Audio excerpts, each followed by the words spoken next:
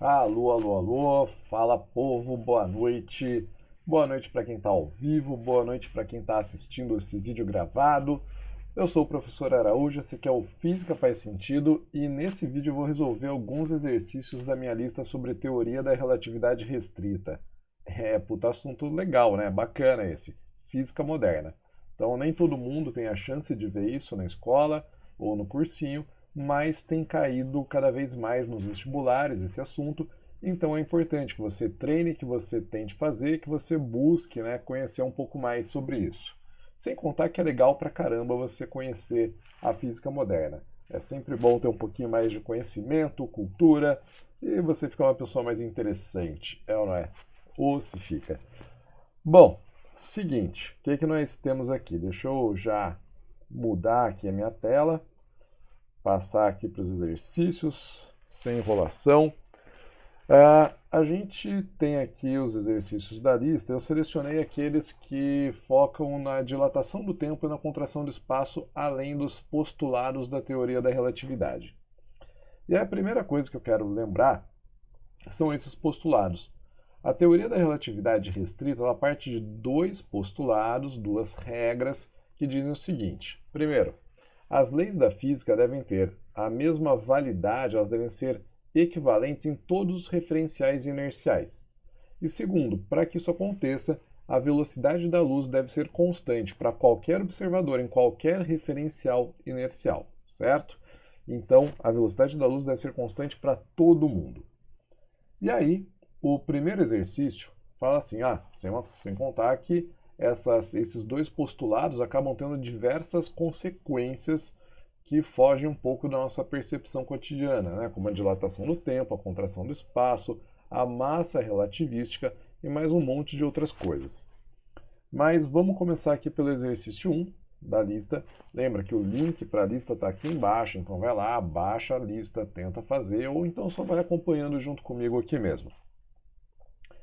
Esse exercício da UEL 2017 começa com um texto que fala assim, ó. O tempo nada mais é que a forma da nossa intuição interna. Se a condição particular de nossa sensibilidade lhe for suprimida, desaparece também o conceito de tempo, que não adere aos próprios objetos, mas apenas ao sujeito que os intui. Então, essa é uma citação de Kant, né? E aí ele fala o seguinte: a questão do tempo sempre foi abordada por filósofos como Kant. Na física, os resultados obtidos por Einstein sobre a ideia da dilatação do tempo explicam situações cotidianas, como, por exemplo, o uso de GPS. Com base nos conhecimentos sobre a teoria da relatividade de Einstein, assinale a alternativa correta. Então vamos lá. Primeira alternativa. O intervalo de tempo medido em um referencial em que se empregam 2 cronômetros e 2 observadores é menor do que o intervalo de tempo próprio no referencial em que a medida é feita por um único observador com um único cronômetro.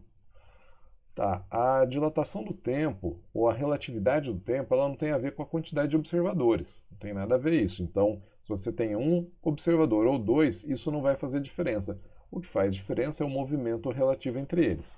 Então, essa primeira afirmação aqui, ela está errada. Deixa eu expor isso aqui. Pronto, assim fica melhor. Então, a primeira está errada. Segunda alternativa. Considerando uma nave que se movimenta próximo à velocidade da luz, o tripulante verifica que, chegando ao seu destino, o seu relógio está adiantado em relação ao relógio da estação espacial da qual ele partiu.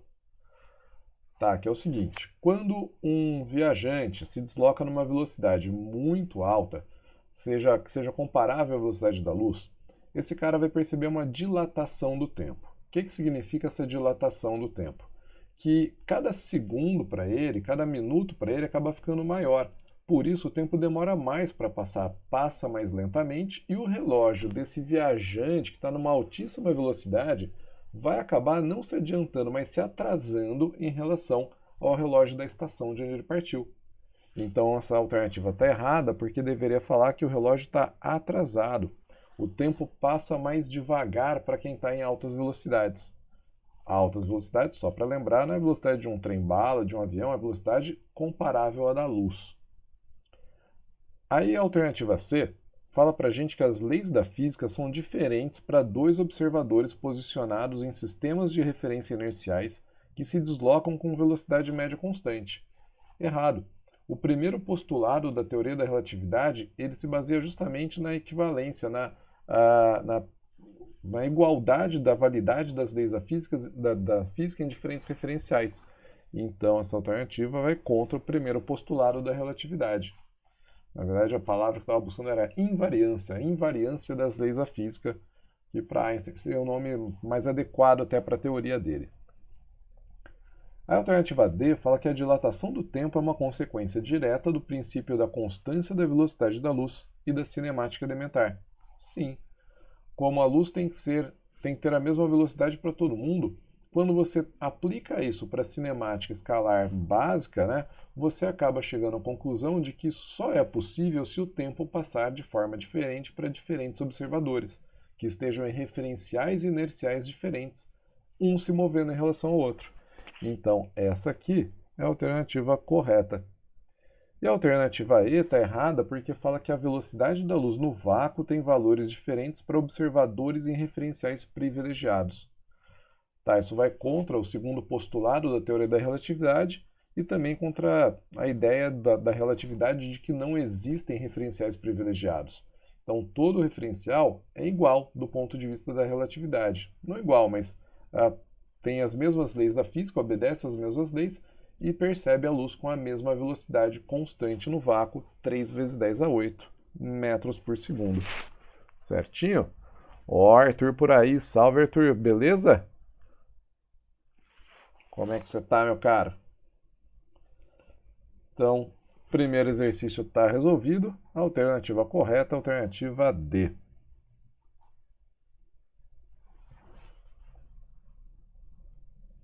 E vamos para o 2, estadual de Maringá. Esse aqui fala assim, ó. Em relação à teoria da relatividade restrita, assinale o que for correto. Primeiro, um de seus postulados afirma que as leis da física são as mesmas para todos os observadores em quaisquer sistemas de referência. Quando você bate o olho nessa afirmação, você fala assim, é verdade, é o primeiro postulado da relatividade, né? Quase. Não é bem esse o primeiro postulado. A relatividade restrita, então a teoria da relatividade restrita, ela só se aplica para referenciais inerciais. Então a gente não pode falar que é para quaisquer sistemas de referência. O problema está nesse quaisquer. Ela só vale para os referenciais inerciais. Por isso, essa afirmação é falsa. Aí o 2 fala assim, ó, se uma pessoa movimentando-se com velocidade v constante estiver segurando uma caneta laser e lançar um raio de luz com velocidade c, também constante, em sentido contrário ao do seu movimento, então, se uma pessoa em repouso medir a velocidade desse raio de luz, encontrará c menos v.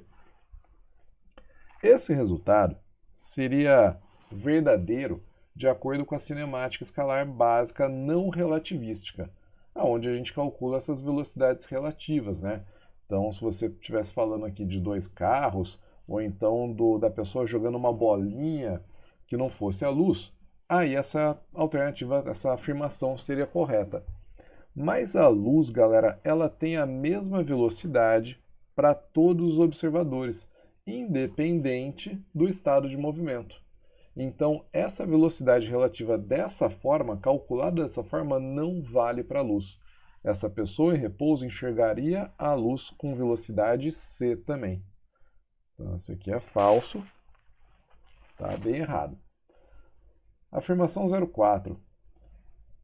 A relatividade só é válida para velocidades próximas à velocidade da luz. É outra afirmação que induz você ao erro. Por quê? Os efeitos da relatividade eles são perceptíveis para velocidades próximas à da luz. Mas a teoria da relatividade vale para qualquer velocidade, para toda velocidade, não é só para velocidades próximas à da luz. E quando você aplica as velocidades pequenas nas equações da relatividade, você acaba chegando na física clássica, nas mesmas conclusões que a física clássica chegaria. Então, a gente pode colocar falso, já coloquei. Vamos para o 8. Se a massa de um corpo de 10 gramas pudesse ser convertida totalmente em energia, ela geraria 900 trilhões de joules.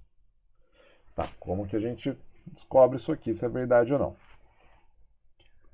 Esse item, ele não está relacionado com a dilatação do tempo ou contração do espaço. Ele está relacionado com a equivalência entre massa e energia. Aquela famosa equação que diz que a energia é igual a m vezes c ao quadrado. Relação de Einstein, né, o pessoal também chama. Então, a energia é igual a massa vezes a velocidade da luz elevado ao quadrado. Se a gente colocar aqui uma massa de 10 gramas, vai ficar 10 vezes 10 elevado a menos 3, porque eu tenho que colocar em quilogramas, vezes a velocidade da luz no vácuo, 3 vezes 10 elevado a 8 ao quadrado. E aí você vai ficar com uma energia igual a 10 vezes 10 a menos 3 é 1, vezes 10 a menos 2. 3 ao quadrado, 9. E 10 elevado a 8 ao quadrado dá 10 a 16. Isso vai dar 9 vezes 10 elevado a 14, ou 900 vezes 10 elevado a 12 joules. Então, já converti aí, coloquei 900 vezes 10 elevado a 12, e 10 elevado a 12 é exatamente o que a gente chama de trilhão, não é? Então, lembrando que os prefixos eles vão pulando de 10 a terceira em 10 a terceira. 1000 é 10 a terceira, milhão 10 a sexta, bilhão 10 a nona e trilhão 10 elevado a 12. Então, está correto o que ele afirma aqui nessa 08. Tá lá. E o 16 fala que se dois observadores estiverem em repouso, um em relação ao outro, e em repouso em relação a um referencial inercial, então dois eventos que ocorrem ao mesmo tempo para um deles podem não ocorrer ao mesmo tempo para outro, mesmo que este outro esteja equidistante dos eventos. Tá errado isso aqui pelo seguinte: o que vai modificar a percepção do tempo entre os observadores é o movimento relativo.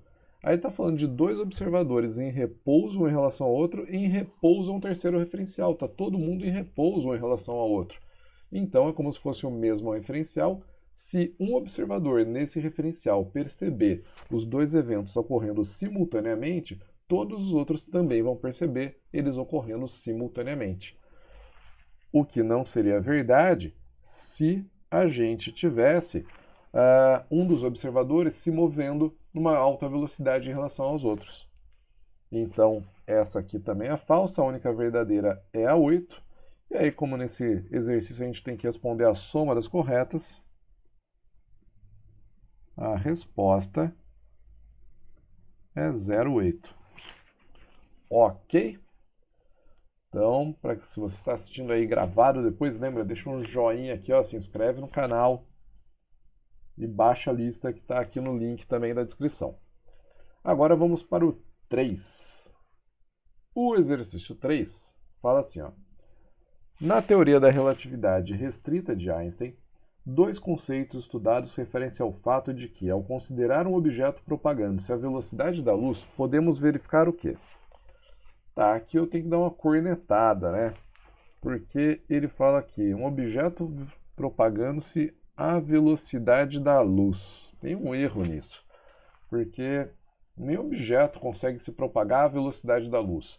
Ele deveria ter colocado aqui, ó, próximo à velocidade da luz, certo? Então, próximo à velocidade da luz. Não dá para viajar na velocidade da luz, é impossível isso. Vamos ver as alternativas. A, dilatação do tempo e dilatação do comprimento? Não. B, contração do tempo e dilatação do comprimento? Não. C, a dilatação do tempo e contração do comprimento? Sim. Então, você tem a dilatação do tempo e a contração do comprimento. O D falava dilatação do tempo sem contração do comprimento e o E, contração do tempo sem contração do comprimento. Como que são esses dois efeitos, esses dois fenômenos? No caso do tempo, a gente pode dizer que o tempo impróprio medido por um observador fora do referencial onde ocorre um evento é igual a gama multiplicado pelo tempo próprio, medido por um observador no mesmo referencial onde ocorre aquele evento. Já para o comprimento, a gente pode dizer que o comprimento impróprio, medido por um observador de fora em outro referencial, é igual ao comprimento próprio dividido por gama, onde esse gama é o fator de Lorentz, né? E ele vale quanto? Fator de Lorentz, ele vale 1 dividido pela raiz de 1 menos a velocidade relativa dos referenciais sobre c, que é a velocidade da luz, ao quadrado. E esse gama, galera, sempre vai ser um valor maior do que 1, desde que a velocidade não seja zero, né? Então ele sempre vai ser um valor maior do que 1. Por isso a gente tem um tempo ΔT maior do que o ΔT' e um comprimento L menor. Deixa eu botar aqui um comprimento L menor do que L'. Certo? Então temos aqui a dilatação do tempo e a contração do espaço. Alternativa correta, alternativa C. Aí continuamos aqui no exercício 4, mais um teórico da Estadual de Ponta Grossa que fala assim: Albert Einstein foi um cientista que revolucionou o modo como entendemos algumas áreas da física. Em relação às teorias de Einstein, assinale o que for correto. Primeiro, de acordo com a teoria especial da relatividade, também chamada de teoria da relatividade restrita, a velocidade de propagação da luz no vácuo tem o mesmo valor para todos os observadores, independente do movimento do observador ou da fonte. Então é correto isso? O que ele falou? Que a velocidade de propagação da luz no vácuo tem o mesmo valor para todos os observadores, independente do movimento do observador ou da fonte, o que está corretíssimo. Bem verdade. Então, primeira correta. Segunda afirmação: dois eventos em um sistema de referência não são necessariamente simultâneos em um outro sistema de referência que se move em relação ao primeiro. Na verdade, faltou dois eventos simultâneos aqui, né? Dois eventos simultâneos em um sistema de referência não são necessariamente simultâneos em outro sistema de referência que se move em relação ao primeiro. Isso também é verdade. Então, se uma pessoa enxerga duas coisas acontecendo no mesmo instante, outra pessoa que estivesse no referencial, que se movesse muito, muito, muito rápido em relação ao primeiro, ela enxergaria esses dois eventos ocorrendo em instantes diferentes. Ou seja, a simultaneidade ela depende do referencial. Aí a terceira afirmação, que é 04, fala para a gente que as leis da física são diferentes para sistemas de referência que se movem com velocidades uniformes, um em relação ao outro. Não, não e não. É exatamente o contrário que diz o nosso primeiro postulado da relatividade. E a última afirmação, 08, fala que, de acordo com a teoria da relatividade, relógios em movimentos relativos entre si marcam intervalos de tempo diferentes. Correto, é a famosa dilatação do tempo. Então, um relógio que estiver viajando uma velocidade muito alta vai acabar percebendo a dilatação do tempo, o tempo vai passar mais lentamente nesse relógio. Então, a resposta aqui para esse exercício é a soma das afirmações corretas, ou seja, 1 mais 2 mais 8 igual a 35, né? Não, igual a 11. Não, não, não. Então tá aqui, ó, igual a 11. Essa é a nossa resposta. Maravilha, maravilha, maravilha. Seguimos. Já estamos aqui no exercício 5. O exercício 5 da FGV, ele vai falar aqui da dilatação do tempo. E aí ele fala assim, ó, a nave New Horizons, cuja foto é apresentada a seguir, partiu do Cabo Canaveral em janeiro de 2006 e chegou bem perto de Plutão em julho de 2015. Foram mais de 9 anos no espaço voando a 21 km por segundo. é uma velocidade muito alta para os nossos padrões aqui na Terra, porque realmente é 21 km por segundo, é muito alto isso para os nossos padrões. Só que ainda é muito baixa comparada aos 300.000 km por segundo da velocidade da luz no vácuo.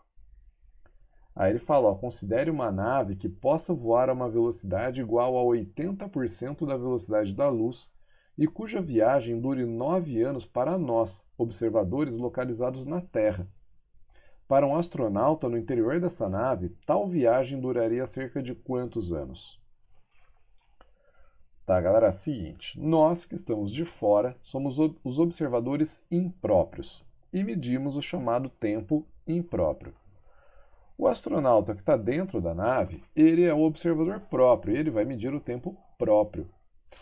De acordo com a teoria da relatividade, o tempo impróprio, medido por nós que estamos na Terra, é igual ao fator de Lorentz multiplicado pelo tempo próprio, medido pelo astronauta que está dentro da nave. Ok? Lembrando que esse gama é igual a 1 sobre a raiz de 1 menos a velocidade da nave dividido pela velocidade da luz ao quadrado, a gente pode escrever que o tempo medido pelos observadores na Terra é igual a 1 sobre essa raiz, 1 sobre a raiz de 1 menos v sobre c ao quadrado, multiplicado pelo tempo que passou para o astronauta que está na nave.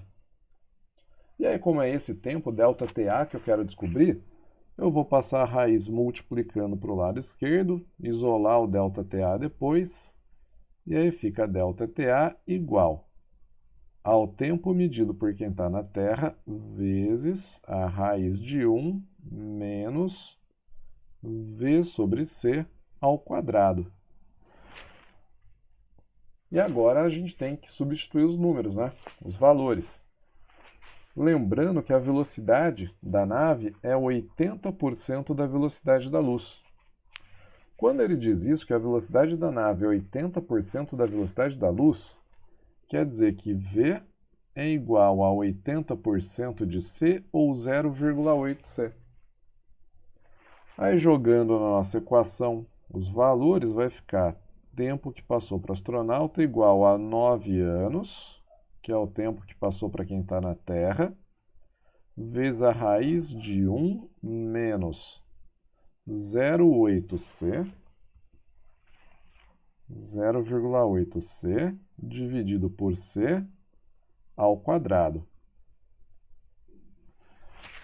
O c com c a gente corta, e aí sobra aquele 0,8 ao quadrado, que é 0,64. Então fica 9 anos vezes a raiz de 1 menos 0,64. 1 menos 0,64 é 0,36. Então, vezes a raiz de 0,36, que até onde eu sei ainda vale 0,6. Então, esse tempo medido pelo astronauta é igual a 9 anos multiplicado por 0,6, o que vai dar 5,4 anos. Ó, que maravilha! 5,4 anos, alternativa B. Inclusive, você só poderia marcar aqui as alternativas A, B ou C, porque o astronauta que está viajando, ele percebe a dilatação do tempo, para ele vai passar mais devagar o tempo, então para ele tem que passar menos do que 9 anos. E isso leva a gente ao chamado paradoxo dos gêmeos, né? Por quê? Imagina que esse astronauta tem um irmão gêmeo, e ele parte daqui da Terra com 30 anos. Quando terminar essa viagem, o irmão dele vai estar com 39, porque para o irmão dele que ficou na Terra passaram-se 9 anos. Mas ele ainda vai estar com 35,4 anos, porque para ele só se passaram 5,4 anos. E aí você pergunta, mas isso é só uma percepção ou realmente ele envelhece menos? Não, ele realmente envelheceria menos.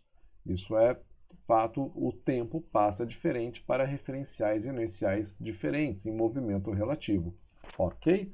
Então, aquilo que você assistiu lá no Interestelar, apesar de ser ligado à relatividade geral, não essa relatividade restrita aqui, poderia acontecer. Eu não vou falar o que exatamente aqui, porque eu não quero dar spoiler para quem não viu o filme. Mas se você não viu, assista que é legal demais. É muito bacana. E aí, já curtiram o vídeo aqui? Já se inscreveram no canal? Se não, estão vacilando. Vamos para o exercício 8. Esse aqui é um pouquinho mais puxado já, ainda dentro da dilatação do tempo. Ele fala o seguinte, ó. De acordo com o paradoxo dos gêmeos, esse que eu acabei de citar no exercício anterior, talvez o mais famoso paradoxo da relatividade restrita, pode-se supor a seguinte situação. Um amigo da sua idade viaja a uma velocidade de 0,999 c para um planeta de uma estrela situada a 20 anos-luz de distância. Ele passa 5 anos nesse planeta e retorna para casa a 0,999 c, onde isso é a velocidade da luz, né? Considerando que o gama, que é o fator de Lorentz, vale 22,4, assinale a alternativa que representa corretamente quanto tempo seu amigo passou fora de casa do seu ponto de vista e do ponto de vista dele, respectivamente. Então vamos lá. Galera, esse exercício dá para você responder direto por eliminação. Porque olha só, esse cara, ele foi para outro planeta, estava distante daqui 20 anos-luz, ficou lá 5 anos e depois voltou. Se ele ficou lá 5 anos, enquanto ele estava lá, nesse outro planeta, o tempo não estava passando de forma diferente para ele, porque ele não estava viajando numa velocidade muito alta. Então, para esse cara, passaram-se os 5 anos que ele ficou lá, mais os tempos de ida e de volta. Ou seja, tem que ser mais do que 5 anos. A única alternativa que mostra mais do que 5 anos para esse viajante é a alternativa D. Então você poderia ir por aí já. Mas vamos chegar nesses valores aí, 45 anos para você que ficou na Terra e 6,79 anos para quem viajou, para o viajante. Então vou colocar aqui o seguinte, ó. Primeiro ponto de vista da Terra. O seu ponto de vista. Essa estrela, onde está o planeta para o qual ele viajou, ela está distante 20 anos-luz. O que significa isso, 20 anos-luz? É a distância que a luz demora 20 anos para percorrer. Se esse cara viajou numa velocidade 0,999 c, quer dizer que ele vai percorrer essa distância de 20 anos-luz praticamente no mesmo tempo que a luz, ou seja, 20 anos. Então você tem um tempo de ida, vamos chamar tempo de ida, que é igual ao tempo de volta, já que é a mesma distância, isso no ponto de vista da Terra, que é igual a aproximadamente 20 anos. Se você vai percorrer uma distância de 20 anos-luz, praticamente na velocidade da luz, você vai levar praticamente o mesmo tempo que a luz levaria, ou seja, aproximadamente 20 anos. Só que você ainda tem mais o tempo de permanência. Tempo de permanência dele naquele planeta, do ponto de vista da Terra, que vai ser 5 anos. E aí, juntando todo mundo, o tempo de ida mais o tempo de permanência mais o tempo de volta, você tem 20 mais 20 mais 5, aproximadamente 45 anos. Então, o tempo do ponto de vista da Terra é aproximadamente 45 anos. E aí, por esse cálculo, só poderia mesmo ser a alternativa B ou a alternativa D. Agora, vamos colocar aqui o que acontece do ponto de vista do viajante.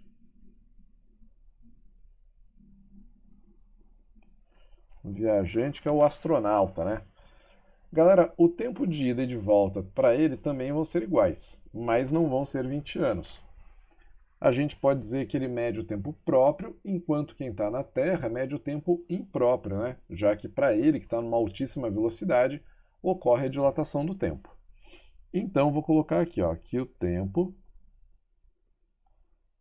do ponto de vista na Terra é igual a gama, o coeficiente Lorentz, o fator de Lorentz, multiplicado pelo tempo do ponto de vista do viajante.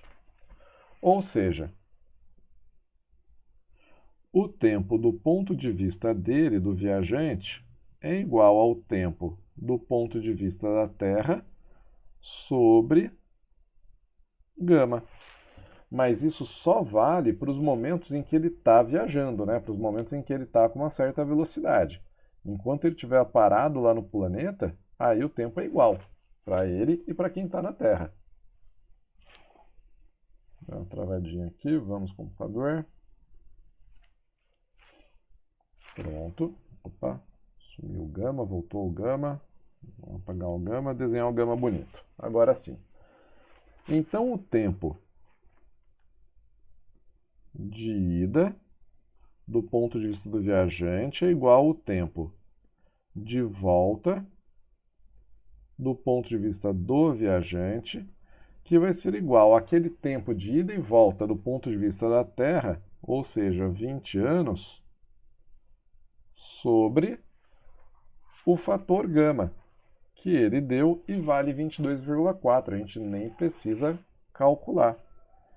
Então, aqui, ó, 22,4. Isso vai dar aproximadamente 0,9 anos. Então, enquanto estão passando 20 anos para quem está na Terra, para ele só passaram 0,9 anos, ó, nem um ano, ó que maravilha. Também não vai me confundir com 9 meses, né? Porque o ano não tem 10 meses, então 0,9 anos não são 9 meses. E aí, você agora tem que somar também o tempo de permanência dele nesse planeta, do ponto de vista dele, viajante, que também é igual a 5 anos. E aí, somando tudo, você tem 0,9 para ir, mais 5 de permanência, mais 0,9 para voltar. O tempo do ponto de vista do viajante é aproximadamente 0,9 mais 5 mais 0,9, 6,8 anos. E aí você tem lá a alternativa D. Então olha que louco, se esse cara sai daqui com 20 anos, ele volta com 26,8, mas quem ficou na Terra já vai estar com 20 mais 45, 65 anos. É muita diferença, né? E isso é causado justamente pela relatividade, né? Pela dilatação do tempo. Só uma coisinha, galera, aqui ó, tem um erro na numeração. Esse exercício aqui, na lista, ele não é o exercício 8. Deixa eu ver aqui, se eu não me engano, ele é o exercício 6. Esqueci de corrigir isso aqui. Então, isso ele é o exercício 6. Tenho que dar uma corrigidinha aqui.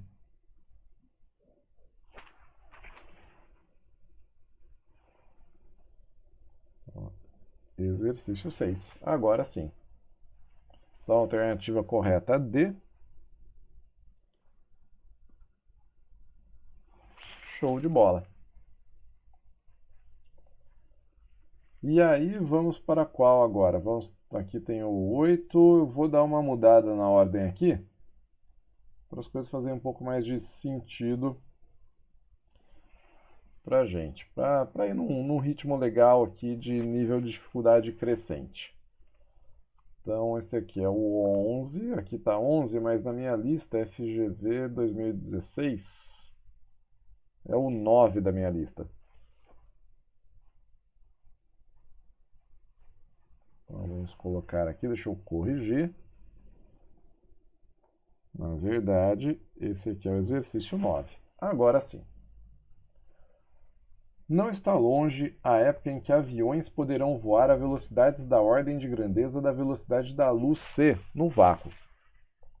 Se um desses aviões, voando a uma velocidade de 0,6 c, passar rente à pista de um aeroporto de 2 km e de 2,5 km percorrendo em sua extensão, para o piloto desse avião, a pista terá uma extensão em quilômetros de quanto? Tá, galera? Aqui o assunto é a contração dos comprimentos, contração do espaço.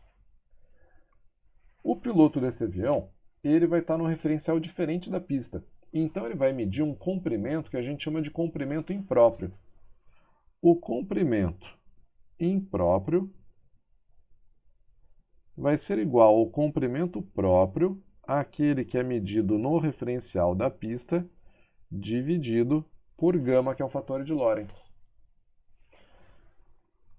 Lembrando que gama é igual a 1 sobre a raiz de 1 menos v sobre c ao quadrado, a gente pode dizer, então, que o comprimento impróprio é igual ao comprimento próprio dividido por 1 sobre aquela raiz, né, que é o gama, 1 menos v sobre c ao quadrado.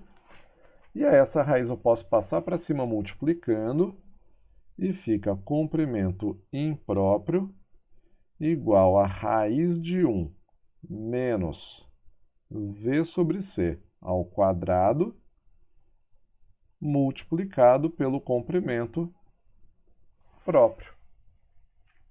Ah, agora sim, tá bonitinho. Ah, é só a gente substituir os valores. Ó, percebam que a velocidade é 0,6 vezes c. Então você fica com comprimento impróprio igual a raiz de 1 menos 0,6 vezes c sobre c ao quadrado multiplicado pelo comprimento próprio, que é 2,5 km.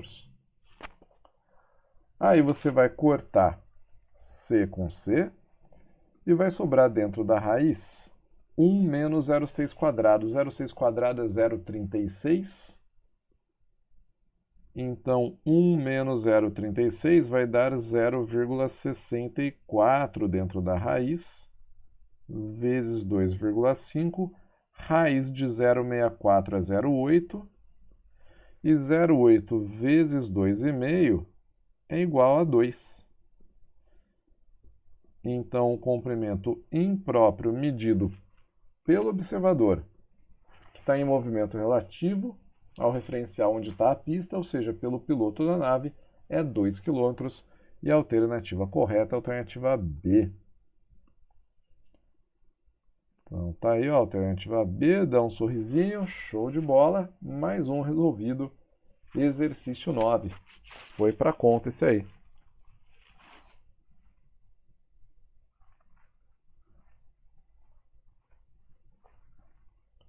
Agora o próximo, deixa eu buscar ele aqui.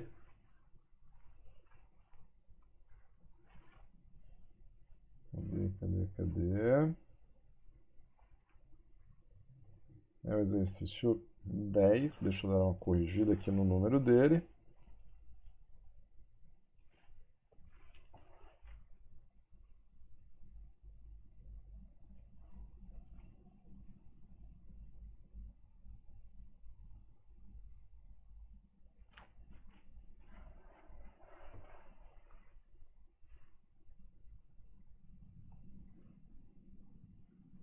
Pronto, apareceu aqui o 10.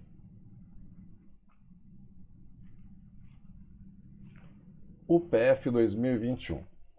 Ó, de acordo com a teoria da relatividade geral de Albert Einstein, a medida do comprimento de uma barra L, feita por um observador fixo no referencial inercial R, em relação ao qual a barra está em movimento numa direção paralela ao comprimento da barra, com velocidade constante u, é menor do que o comprimento medido L' no referencial R, em relação ao qual a barra está em repouso. E aí ele fala: segundo essa teoria, a relação entre E e L' é dada por, na verdade não é entre E, é entre L, né? Que seria entre L e L'. é dada por L igual a raiz de 1 menos U quadrado sobre C quadrado vezes L', que é a mesma relação que a gente tinha chegado aqui em cima, ó, no exercício anterior. Então, tá aqui, ó, essa relação. Ele só trocou V por U. Nessa equação, C é a velocidade da luz no vácuo, sendo L' igual a 2 metros e U igual a 60% da velocidade da luz do valor de C, pode-se afirmar que o valor de L em metros é igual a quanto? Galera, esse aqui é pura substituição. Então, você tem que colocar aqui a equação, ó, L igual a raiz de 1 menos U sobre C ao quadrado multiplicado por L'. Então, esse L vai ser raiz de 1 menos 0,6C sobre C ao quadrado, porque U é 60% da velocidade da luz, ó, 60% é 0,6, multiplicado pelo L', que vale quanto? 2 metros, né? Tá aqui, ó, 2 metros. Então, aqui tem o 2. Aí você vai cortar aqui, ó, cancelar a velocidade da luz. 0,6 ao quadrado dá 0,36. Dentro da raiz fica 0,64. Então, você fica com raiz de 0,64, que é 0,8 vezes 2. E 0,8 vezes 2, até onde eu saiba, vale 1,6. 1,6 metros, o que está aparecendo aqui para a gente na alternativa C. Olha que maravilha! Então, alternativa C, feito esse exercício também. E aí, pegou? Deu para fazer direitinho? Entendeu tudo? Então, dá aquela curtida aqui no vídeo, ó. Se inscreve no canal e compartilha também. Conhecimento é sempre bom a gente compartilhar, né? Diz aí. Vamos para o próximo, então?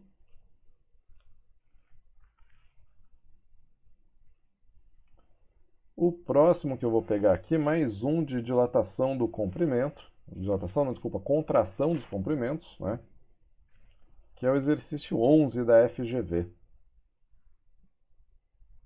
Deixa eu copiar ele para colar aqui na minha lousa.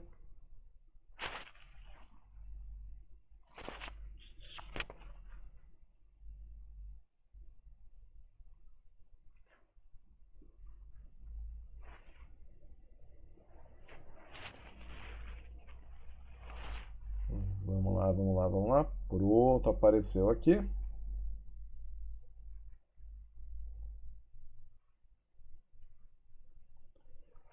Ó, galera, o 11 fala pra gente que os avanços tecnológicos que a ciência experimentou nos últimos tempos nos permitem pensar que em breve, seres humanos viajarão pelo espaço sideral a velocidades significativas, se comparadas com a velocidade da luz no vácuo. Imagine um astronauta terráqueo que do interior de uma nave que se desloca a uma velocidade igual a 60% da velocidade da luz, avista um planeta. Ao passar pelo planeta, ele consegue medir o seu diâmetro, encontrando o valor de 4,8 vezes 10 a 6 metros. Se a nave parasse naquelas proximidades e o diâmetro do planeta fosse medido novamente, o valor encontrado em 10 a 6 metros seria quanto? Tá, que é o seguinte, esse comprimento encontrado pelo astronauta é o chamado comprimento impróprio. Por quê? Porque ele estava em movimento em relação ao planeta. Então, ele mediu o comprimento visto de um outro referencial.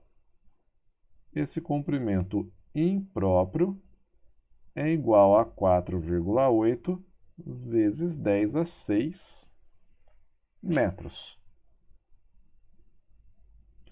Se ele parasse e pudesse medir esse diâmetro novamente, ele mediria o chamado comprimento próprio, porque aí ele estaria em repouso em relação ao planeta. A relação entre os dois é que o comprimento impróprio é igual ao comprimento próprio dividido por gama, sendo que o gama, só para lembrar, vale 1 sobre a raiz de 1 menos v sobre c ao quadrado, que é o fator de Lorentz.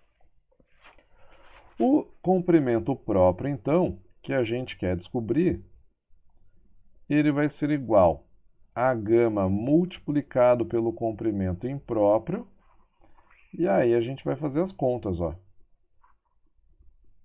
Comprimento próprio é igual a 1 dividido pela raiz de 1 menos. Qual que é a velocidade? A velocidade com que ele estava viajando é 60% da velocidade da luz. Então, eu vou colocar aqui 0,6 vezes c, dividido por c, elevado ao quadrado, multiplicado pelo comprimento próprio, impróprio, na verdade, que é 4,8 vezes 10 a sexta.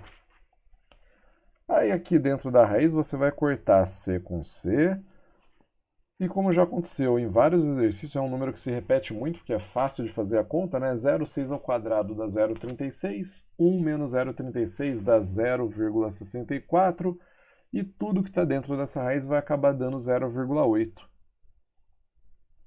Se tiver alguma dúvida, a gente já fez um monte de exercício aqui nessa lista, onde o resultado dava esse, né?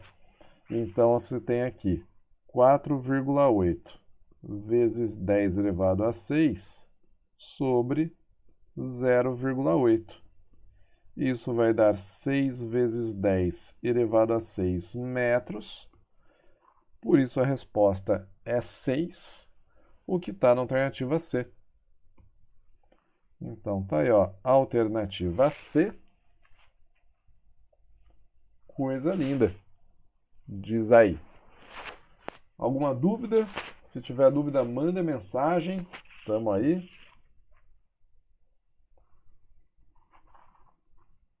É só pedir. E agora vamos para qual? Vamos ver.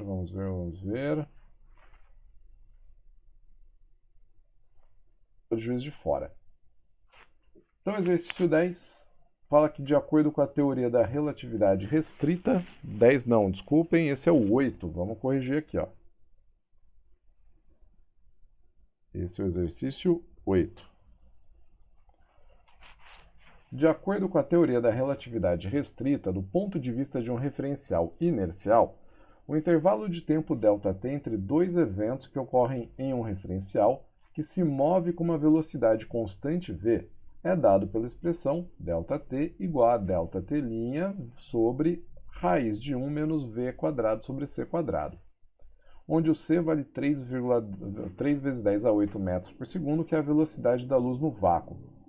Nessa expressão, ΔT' é o intervalo de tempo entre os dois eventos que ocorrem no mesmo local no referencial em movimento, conhecido como tempo impróprio.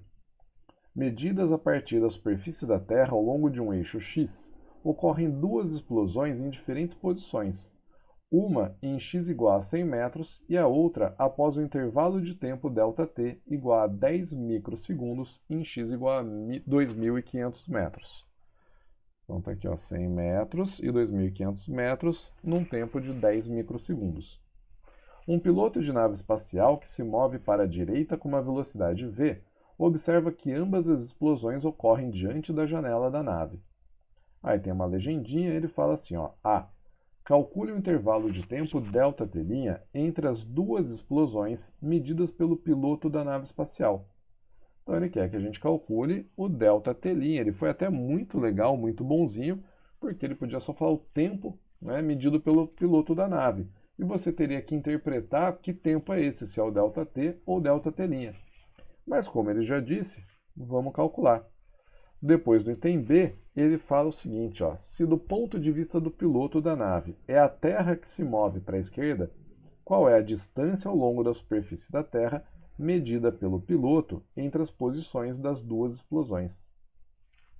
Vamos lá.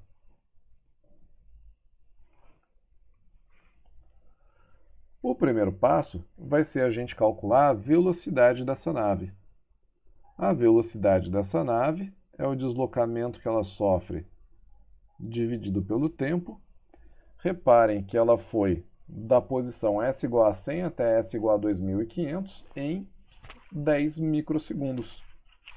Então, esse deslocamento, ΔS, é igual a 2.400 metros, 2.500 menos 100, dividido por 10 microsegundos, 10 vezes 10 a menos 6. Isso vai dar 2,4 vezes 10 elevado a 8 metros por segundo, o 80% da velocidade da luz. Agora, como que a gente calcula o ΔT'? Vou copiar aqui a equação que ele deu. ΔT é igual a ΔT' sobre a raiz de 1 menos V quadrado sobre C quadrado. Logo, o ΔT' que ele pediu é igual ao ΔT multiplicado por essa raiz. Então, pela raiz de 1 menos V quadrado sobre C quadrado. Aí fica ΔT' igual a 10 microsegundos, não vou colocar unidade, mas estamos medindo em microsegundos, vezes a raiz de 1 menos. Esse V quadrado sobre C quadrado eu coloco entre parênteses e o quadrado eu coloco fora do parênteses. Aí vai ficar 2,4 vezes 10 a 8 sobre 3 vezes 10 elevado a 8 ao quadrado. Dessa forma. 10 a 8 com 10 a 8 a gente corta. E 2,4 sobre 3 dá 0,8. Então, esse ΔT' é igual a 10 microsegundos vezes a raiz de 1 menos 0,8 ao quadrado. Dentro da raiz vai dar 0,36 e a raiz disso é 0,6. Então, você tem 10 vezes 0,6, ou seja, ΔT' é igual a 6 microsegundos. Então, essa é a resposta do item A, 6 microsegundos. Agora, no item B, ele quer que a gente calcule o comprimento visto pelo tripulante da nave, né? Então, a gente tem que calcular agora o comprimento impróprio, já que ele não está no mesmo referencial dos fenômenos. O comprimento impróprio é igual ao comprimento próprio dividido por gama, ou seja, comprimento próprio multiplicado pela raiz de 1 menos V sobre C ao quadrado. E aí esse comprimento impróprio é igual a 2.400 metros, distância entre o 100 e o 2.500, vezes a raiz daquilo que a gente já calculou lá em cima, 2,4 vezes 10 a 8, sobre 3 vezes 10 elevado a 8, ao quadrado. E você já sabe do item A que essa raiz vai dar 0,6.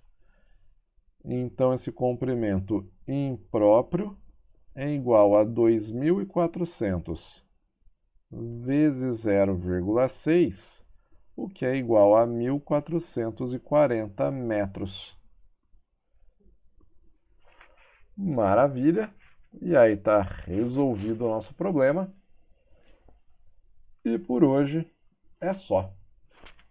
Galera, valeu! Quem tiver dúvidas, deixe mensagem aí no vídeo. Aproveita, já deixa o seu joinha também, curte o vídeo, se inscreve no canal, compartilha, baixa as outras listas. Me segue lá no Instagram também. No Instagram você tem lá, procura no Instagram Física Faz Sentido, você vai ter lá um link para uma pasta só com listas de exercício, para tudo quanto é coisa que você quiser. Quer dizer, não tem para todas ainda, mas está crescendo. Então vai lá, me segue no Instagram também e pega lá quantas listas de exercício você quiser. Boa parte delas com resolução em vídeo, igual a essa aqui. Tá certo? Então, fechamos por aqui. Valeu aí para quem assistiu. Um abraço e até a próxima.